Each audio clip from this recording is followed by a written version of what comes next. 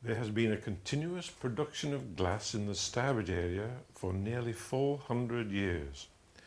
By the end of the 1600s, with 10 glass houses making broad glass, bottles and the new lead glass, the district was one of 3 main glass-making centres in the country. Although the industry was mainly a Staffordshire one, the county boundary is the River Stour and runs at the bottom of Stourbridge High Street, it had a Worcestershire trademark, Stourbridge Glass, because when it was developing, Stourbridge was already a thriving small market town where the business of a wide area was done. Banks became established there and the Talbot Hotel was a focal point. The product became known as Stourbridge Glass, and so it has remained. Famous glassmen of the late 19th century and early 20th century particularly, designers, inventors, innovators, are remembered and represented at the world-famous Broadfield House Glass Museum, which is where the Crystal Trail starts.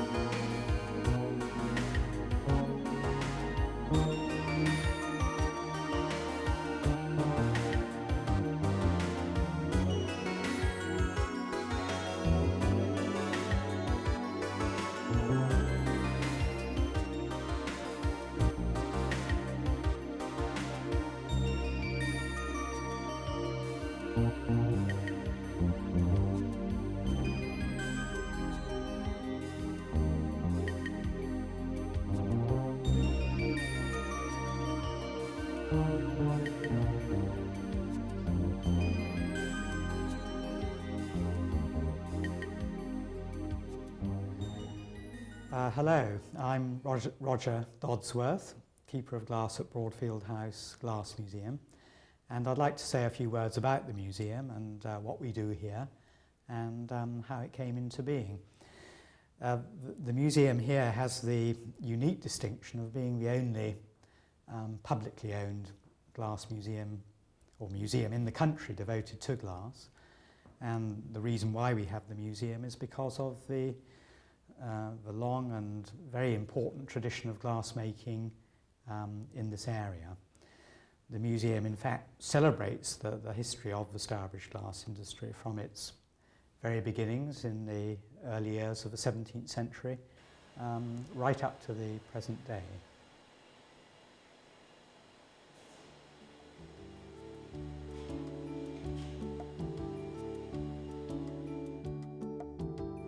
On the edge of the Black Country we find the Crystal Quarter. In a very confined area are the major crystal glass producers, each with an amazing history, still producing world-famous quality crystal today. The network of canals played a very important role in the development of the industry. Here we have signs of a sealed tunnel, which probably served the Webb Corbett Glassworks. Many famous names and workers in the glass industry have been laid to rest in the local churchyard. Dennis Hall, once at the heart of the Thomas Webb Glassworks. Worsley Hall was the former home of the Richardson family. The Richardson Drill Hall, donated by William Hayden Richardson for the use of the local community. Worsley School of Art, now derelict, is at the bottom of Worsley High Street. This opened in 1897 and Frederick Carder was the principal instructor there teaching glassmaking. Carder emigrated to America in 1903 and founded the famous Steuben Works in Corning, New York State. The Glasscutters Arms in Barnet Street, Worsley, is near the site of the former J&J Northwoods glass cutting works, established in 1861. Here is a new establishment, its name the Glassworks, recognising the importance of the local industry. And this is a piece of public art at the start of the Glass Mile, opposite the former Webb Corbett Works, now Royal Dalton Crystal.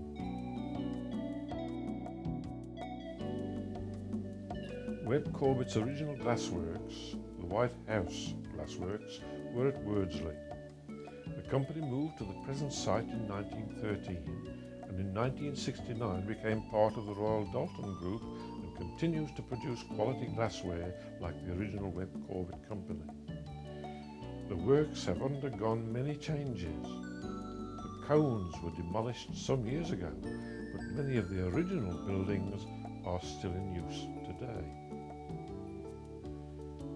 The one-time substantial residence, which now houses the offices and reception, design department and showroom, was built by Joseph Stevens, who occupied the Colborne Hill Glassworks from 1839 to 1852. Here, in the drawing and design office, the design team ensures that the tradition of the company for its unique quality of glass is maintained.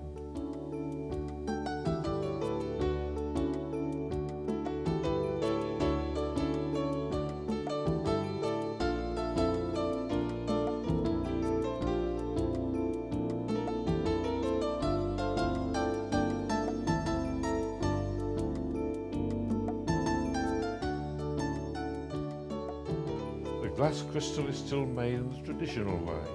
It is still handmade. Visitors can follow the making of Royal Dalton Crystal during a tour of the factory with an experienced guide and will will see the processes from the raw materials to the finished pieces of finest English crystal giftware and stemware. The atmosphere is one of creation, as visitors can feel the heat of the furnaces as the skilled workers turn the raw materials into the finest crystal.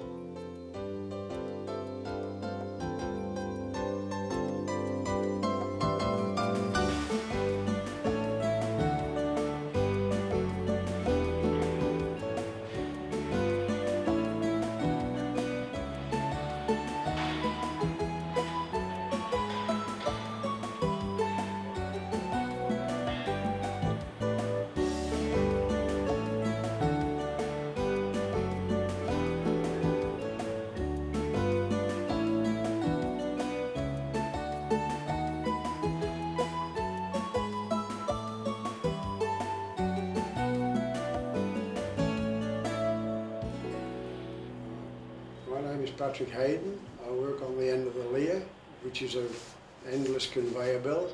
It anneals the glass, which takes 2.5 hours to come through. I'm checking the glass pieces for various faults, as stones, cords, and blisters.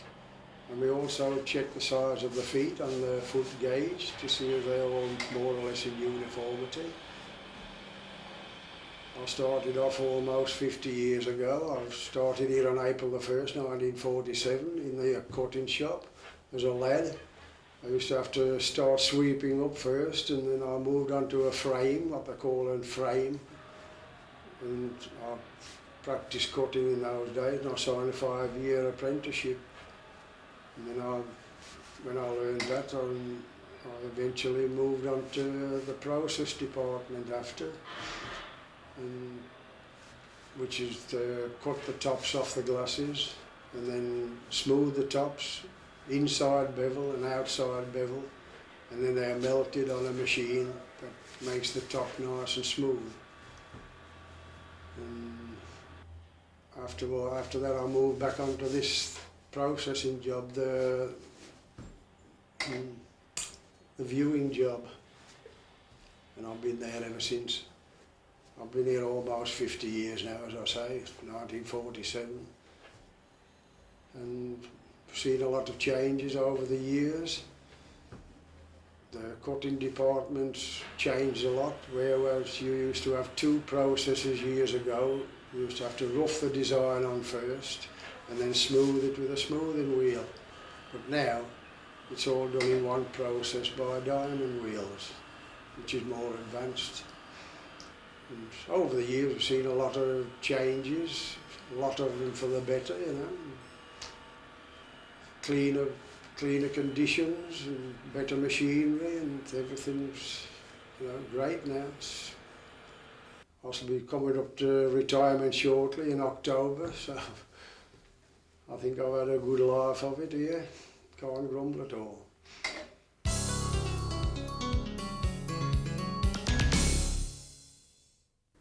I am David Nightingale, Operations Manager of Royal Dalton Crystal, a member of the Royal Dalton Group, the world-famous tableware and giftware manufacturers. Glassmaking has taken place on this site for over 250 years, and in that time various companies have owned the site. Webb Corbett, founded in 1897, moved here in 1913, and they became part of Royal Dalton in 1969. 1997 is our centenary year, and here in this claret set you see the culmination of the craftsmanship that this factory has at its fingertips. As you will see on one of our guided factory tours, all manufacturing processes take place on this site and demonstrate all the traditional Stourbridge glassmaking skills. In our factory shop you will see examples of glass that goes all over the world, from a company who produce crystal for the royal family, prime ministers and all major world sporting events.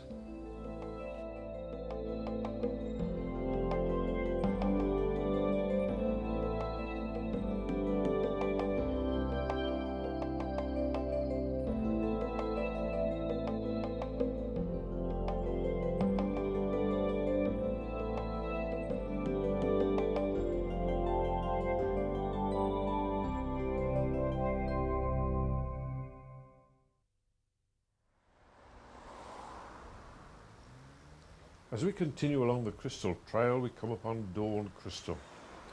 This is a small crystal glass decorating shop. Reg Everton is the proprietor, who creates his own designs. Cutting case is his speciality, and Reg is acknowledged as one of the most skilled cutters in the country.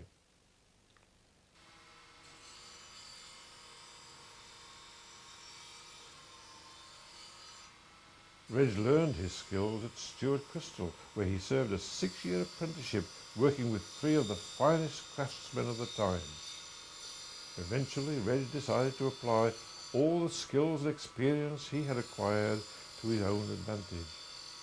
He opened his own cutting shop, Dawn Crystal, named after his eldest daughter.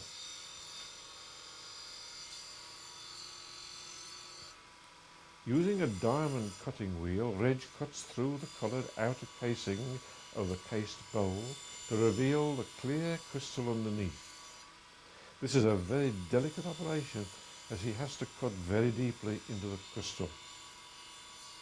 The result is very pleasing.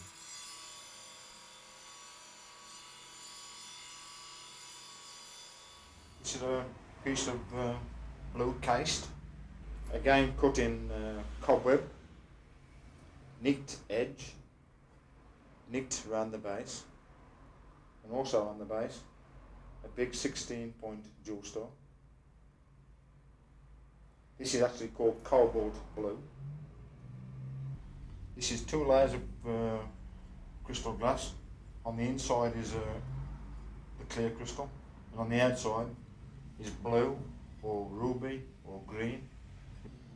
This is a piece of green case crystal cut in church window pattern. These arches here represent the church window. That's why I call it church window pattern. Filled in with hobnail. This one is quarter diamonds. This one here is checkering. And these are called fans. On the base of the item is a big 16-point jewel star.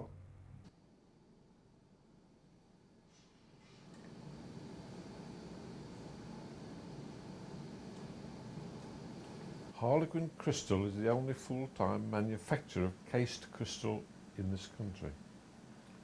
Overlay, or cased crystal as it is more commonly known, came from Bohemia at the beginning of the 19th century, but such glass had been made by the Romans. It was made by various English manufacturers from 1830. During this century, the demand for coloured glass declined.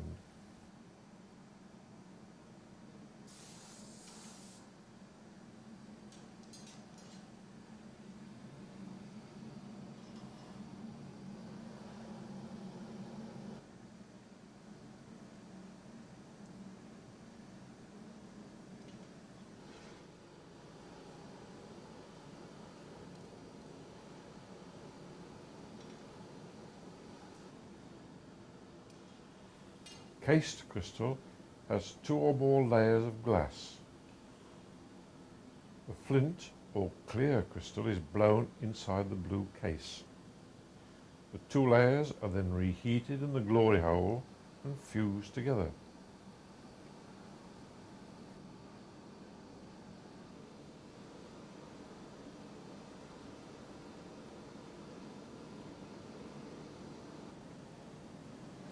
The punch bowl now begins to take shape. A mould and jacks are used in the initial stages. The glass has to be reheated regularly in the glory hole.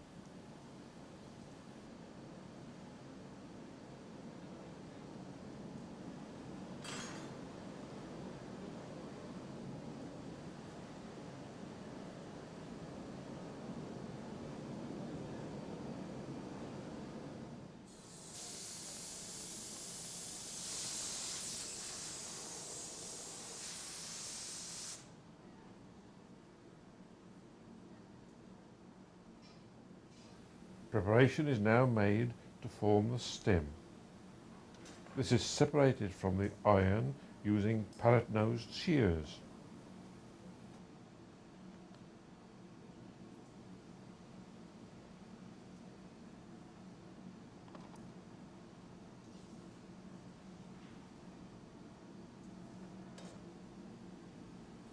The stem is now shaped and is ready to receive the foot.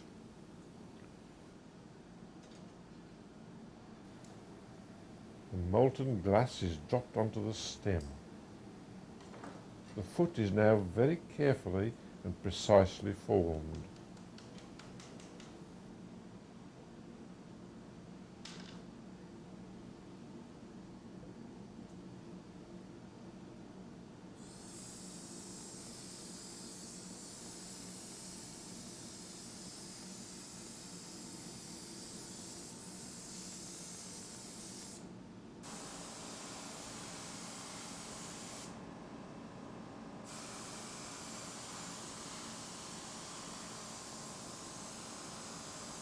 The next step is to attach the punty iron to the foot and then to remove the blowing iron from the top of the bowl.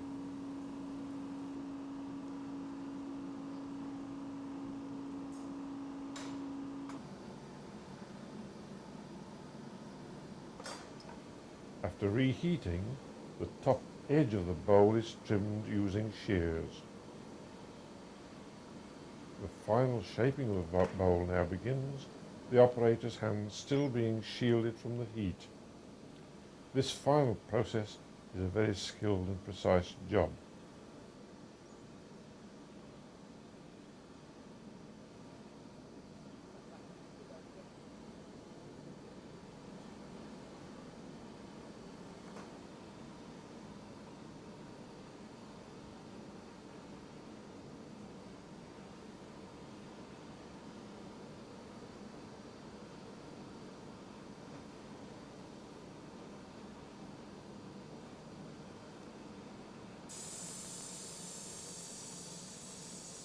The bowl is separated from the punty iron.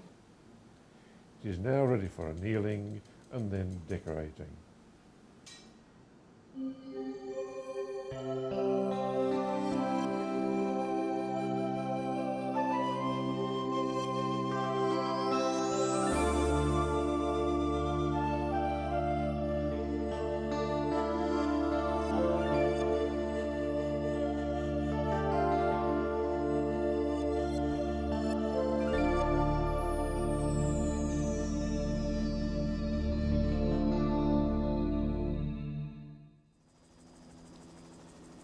The Dial Glassworks was established in 1788. The canal alongside provided the transport for the raw materials. In 1935, the top of the cone was removed and then capped. The present-day owners, Plowden and Thompson, have occupied the site since 1920. Today, crystal glass is no longer manufactured and production is concentrated on drawn glass tubing. They also produce coloured glass powder for other companies. The speciality of the company is miniature glass tubing, which is produced to engineering tolerances. For standard sized glass tubing, the glass is gathered and prepared in the normal manner. A second iron with a pancake or flat end is also prepared. This will act as an anchor when the glass is drawn out. Because of the intense heat, the iron has to be cooled.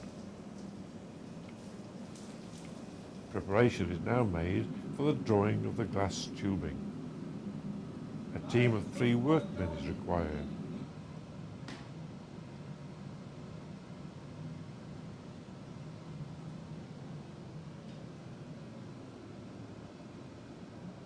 The glass is blown and drawn in a continuous operation. The diameter is controlled by the third member of the team. This is done by cooling the glass with a hand-operated fan. He checks the diameter many times during the operation. The process is smooth and continuous as the tubing is drawn out to a considerable length, perhaps up to 80 feet.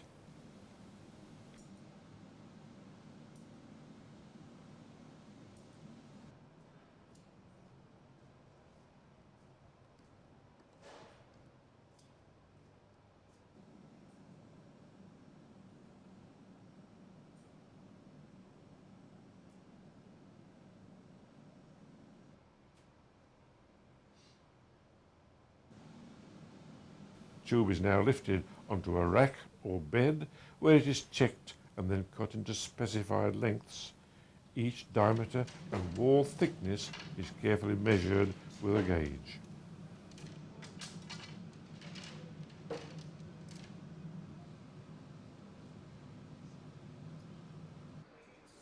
The tubing is now transferred to a straightening or truing machine. The tube is rolled and heated in the process.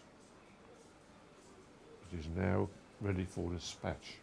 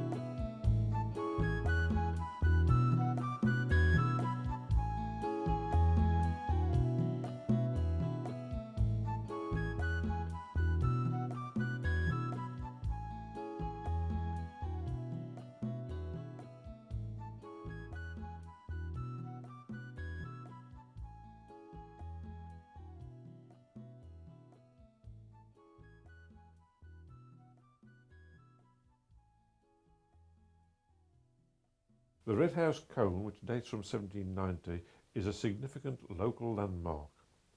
Originally, sheet glass was manufactured for windows on this site. In 1796, production changed to bottles. In 1811, land opposite, known as the White House site, was purchased. Production still takes place there today. So this is the Red House cone, built in 1790. Quite impressive when you come inside, isn't it? A lot of people say it's a lot bigger inside than it looks from the outside. It's 100 foot high, 60 foot wide at the base. When they repaired it about 11 years ago, they replaced 10,000 bricks. So we haven't actually counted how many are in now, but it's conical shape and there's different thicknesses of brick. And of course, when it was in use, that would have been open at the top. Today we've got a slight sort of perspex cover on the top to save the flooding and all the rain coming in. The name Stewart dates from 1881, when Frederick Stewart started Stewart & Son Limited and occupied premises used by the Red House Glassworks. The factory today is very modern, with full facilities for guided tours of the production area. Modern equipment assists in preparing and marking the crystal accurately, ready for decorating. Decorating or cutting is still done in the age-old traditional way, but today diamond cutting wheels are used. This machine ensures that each piece of crystal is smooth-edged.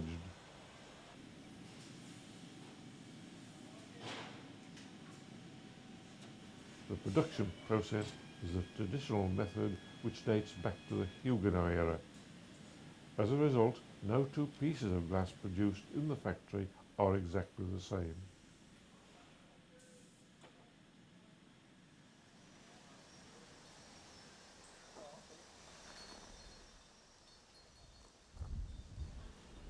And our lovely Iona, which is the air twist stem. Very plain, but technically the most difficult thing the glassmaker can do. And Stewart's are one of the few people now that do the lovely air twist stem.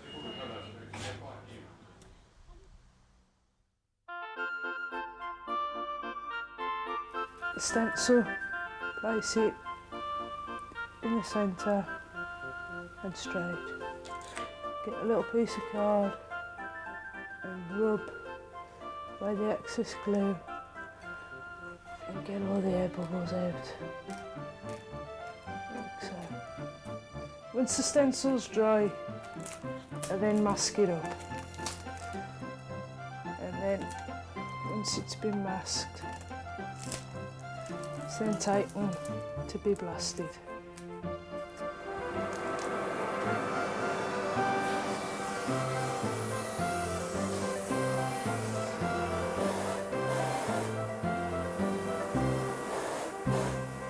When it's finished, it looks like a grey effect.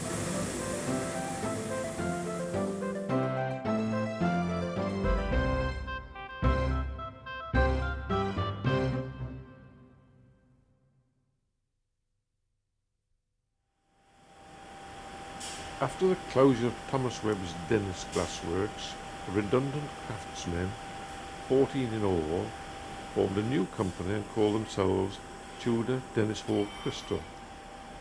This happened in 1989. Today, 11 of the 14 original founders remain.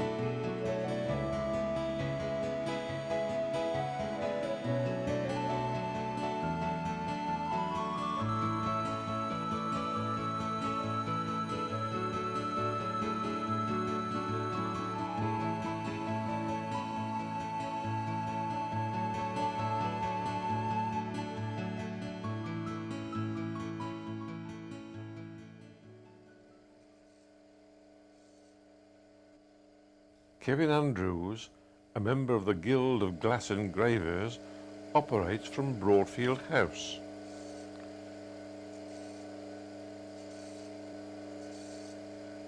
He uses the copper wheel engraving method for his work. Kevin is renowned for his skills, especially with animal and bird engravings.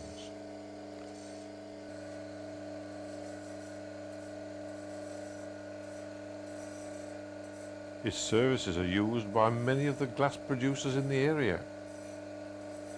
Each engraving is accurate down to the most minute detail and requires the utmost concentration.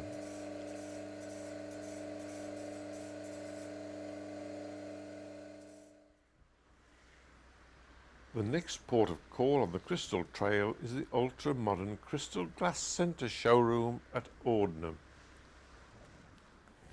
Hello and welcome to the Crystal Glass Centre.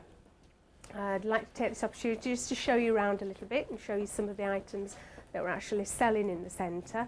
We're not only selling traditional cut crystal, obviously that is quite historic to this area of Stourbridge, but also introducing some new pieces, some new colours, giving it a total kaleidoscope of colour of crystal to the area, something completely different. The Crystal Glass Centre stands in celebration of the grand history of the Stourbridge glass industry and also of its future. At the heart of the Crystal Quarter, a grand new purpose-built Crystal Glass Centre can be found.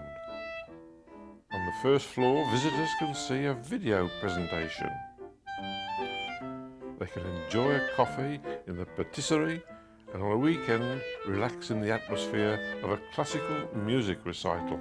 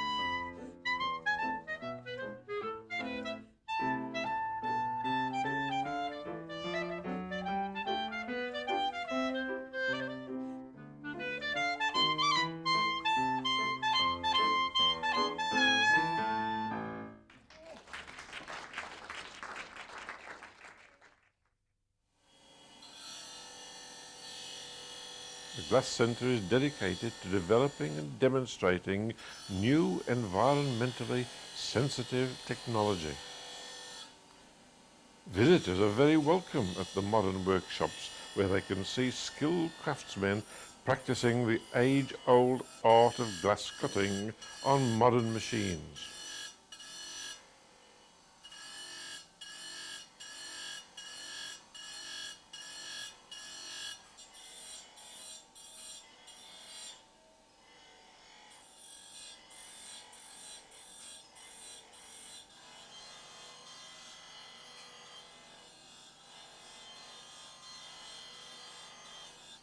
The skilled glass cutters were recruited to demonstrate and produce decorated crystal of the highest quality.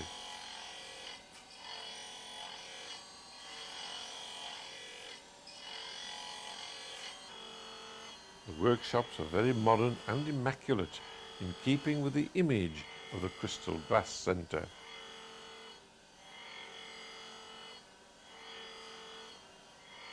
the moment we only actually sell Thomas Webb stemware, but we are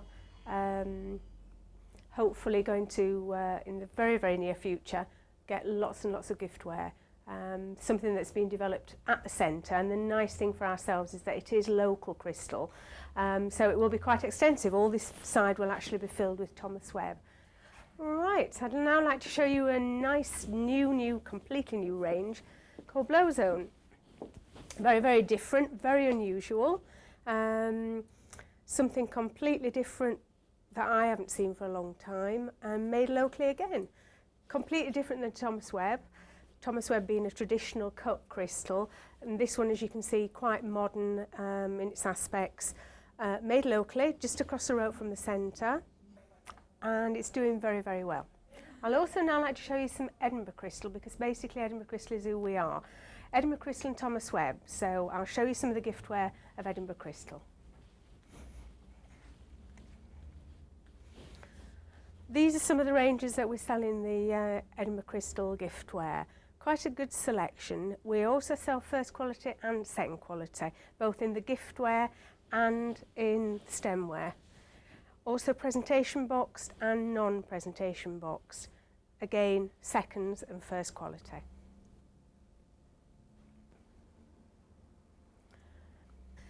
We're extremely excited about Leonardo. This is our new stand and some new pieces that we haven't had in before. Very, very different, very, very modern. Not everybody's taste, but you need to be able to offer a good variety, and I think that's what we are actually doing at the centre, giving variety.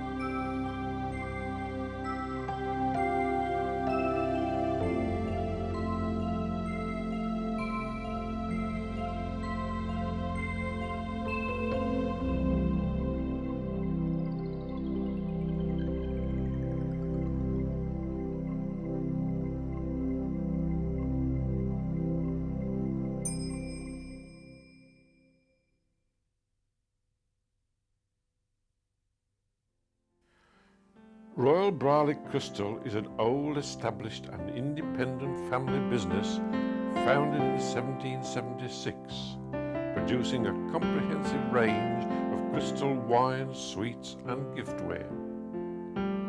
The company is unique in that it is the only crystal business ever to be granted a British monarch's royal warrant. The first such warrant was bestowed by King George V in 1919 and has been renewed by each successive monarch. In 1985, the company was delighted to be granted also the warrant of His Royal Highness the Prince of Wales. The Royal Warrant is a unique tribute to the quality and craftsmanship of Royal Brierley's Crystal.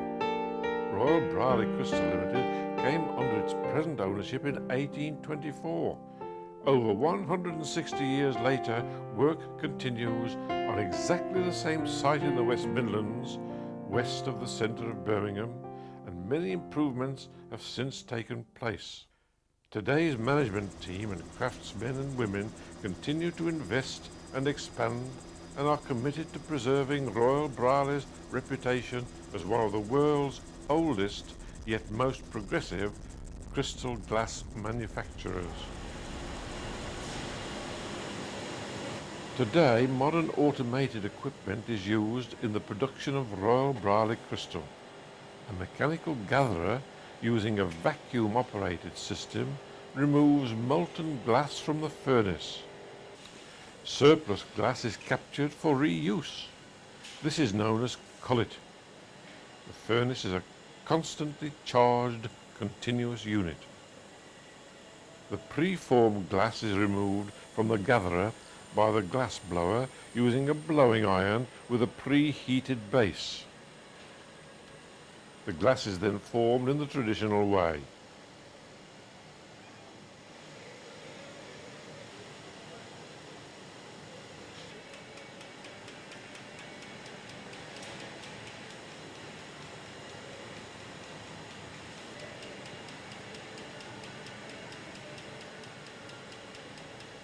It is formed by hand and then blown using a mould.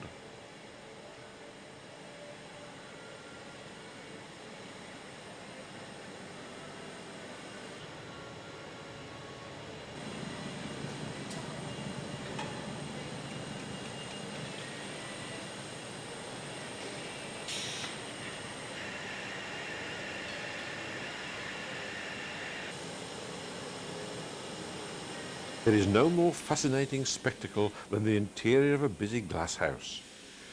It is as lively and fantastic as a scene in any ballet. Grouped around the furnace, footmakers make red-hot bubbles, swaying and weaving like trumpeters in a wild jazz orchestra. Takers in dart to and fro like torch-bearers, whilst in a calmer rhythm, servitors and workmen fashion the molten metal into exquisite crystal forms.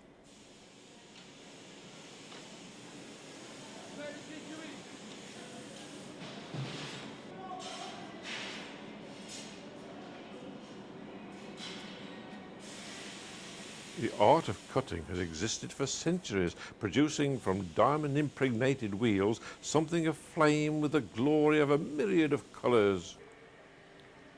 It was not until the middle of the 18th century that the lead, or flint as it was called, glassmakers experimented in applying flat facets cut into their crystal with stone wheels rotated by means of a foot treadle. 200 years has seen a steady change in the motive power of the lathe and the type of wheel and abrasive use for hand cutting. The individual craftsmanship remains the same, however, the decorator holding the article of crystal to the face of a fast rotating wheel and by his dexterity sinking his cuts into the required pattern. A bath of acid mixture restores the brilliant surface of the glass and enhances the cut to reflect the spectrum from their glittering angles. Royal Barley is exclusively made and can be compared with 18-karat gold, sterling silver, or fine bone china. It is guaranteed by the name branded on every piece. How can one distinguish between handmade and cut crystal and pressed glass?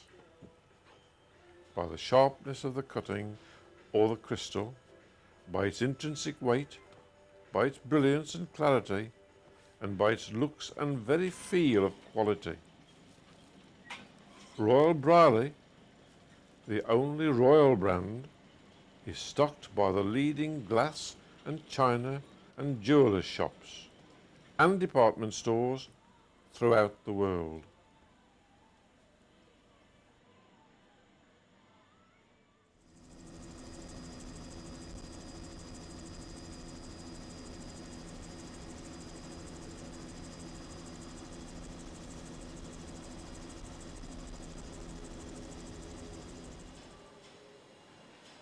I'm Sam Thompson, actually, and I joined Royal Barley about 1923. So I've had quite some experience with them, and I've seen many changes in that period. I came as a boy, and in 1925 I was privileged to see the Duke and Duchess of York then that visited the factory.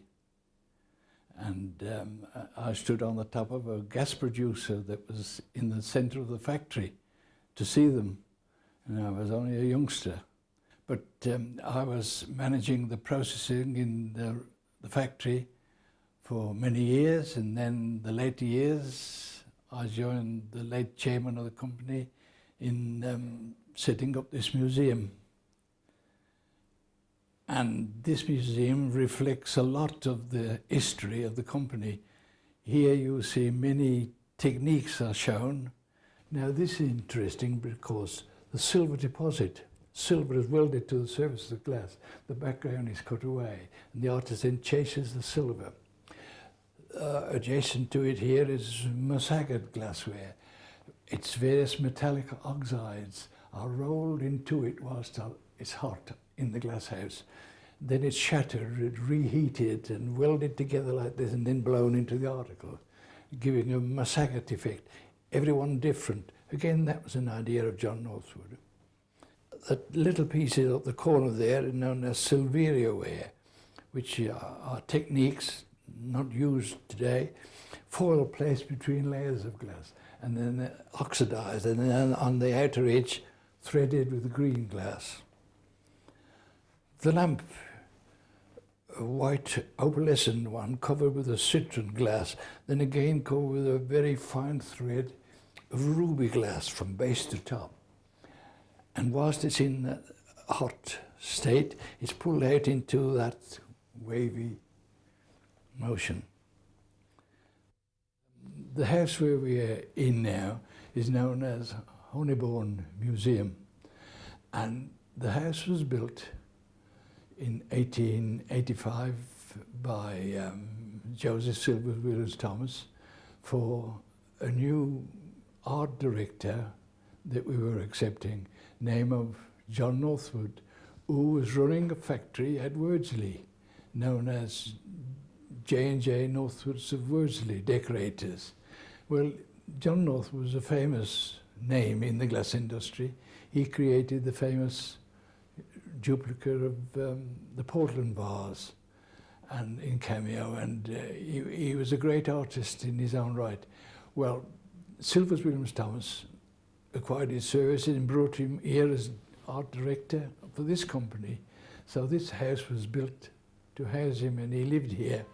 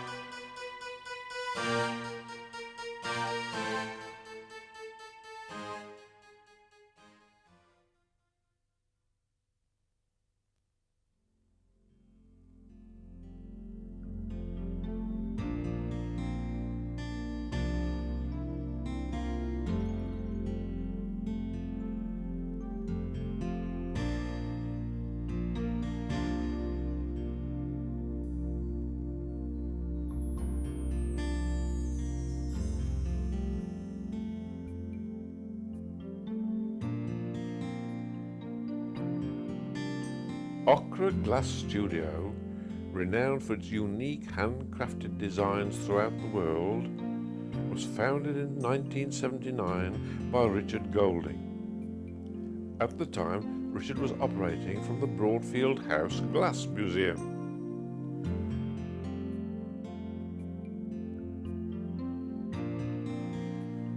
Only limited edition studio glass was manufactured, and each piece was signed by Richard. In 1994, Peter Hughes joined forces with Richard, and the new Okra glass studio came into operation in the new, larger premises.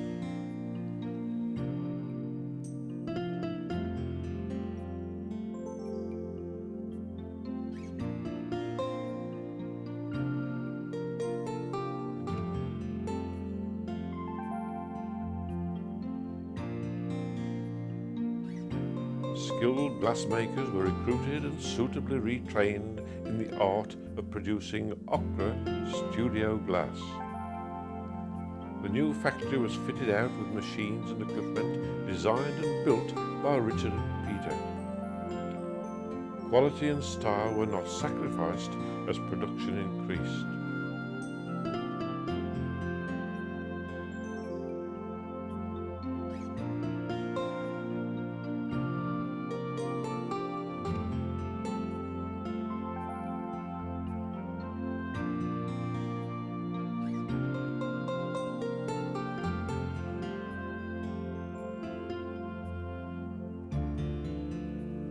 On June the 24th, 1994, Her Royal Highness the Queen honoured the studio with a visit and was presented with the very first piece of studio glass manufactured in the new premises.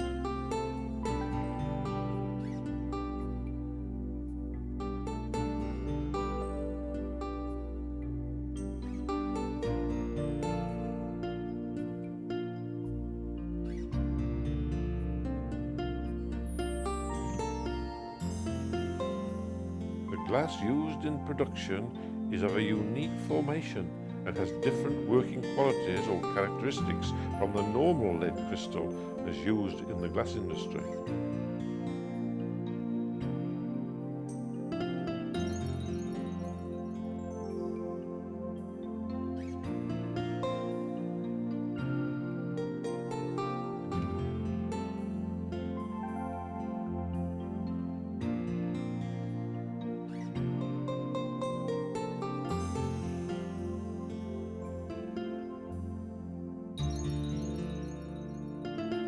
Neither paint nor transfers are used in the production process. All the coloured glass and coloured rods are mixed on the premises.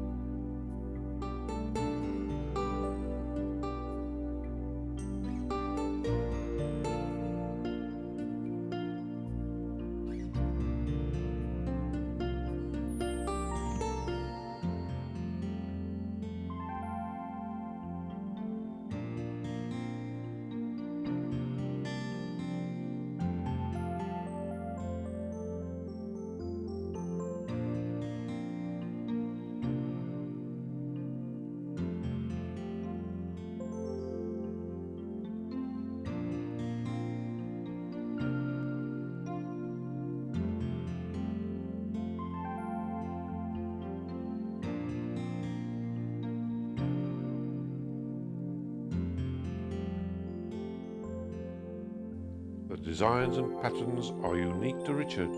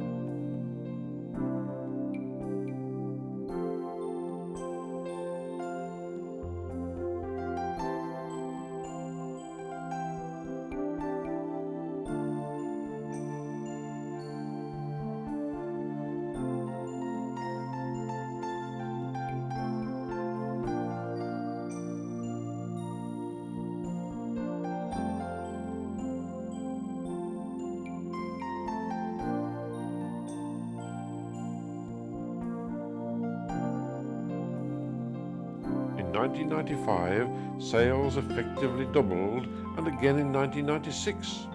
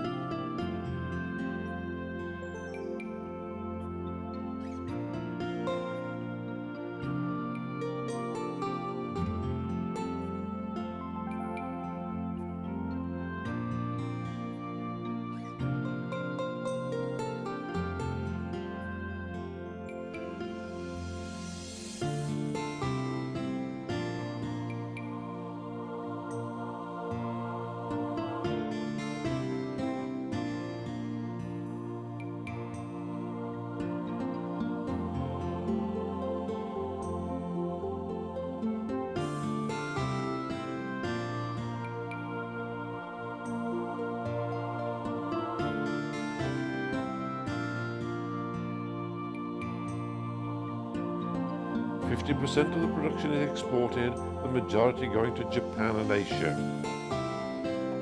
Okra are considered the world leaders in the production and design of this type of glass. The entire range currently available is very popular. Limited editions are obtained only on special order. The Signature and the Richard Golding collection have a 6-month delivery.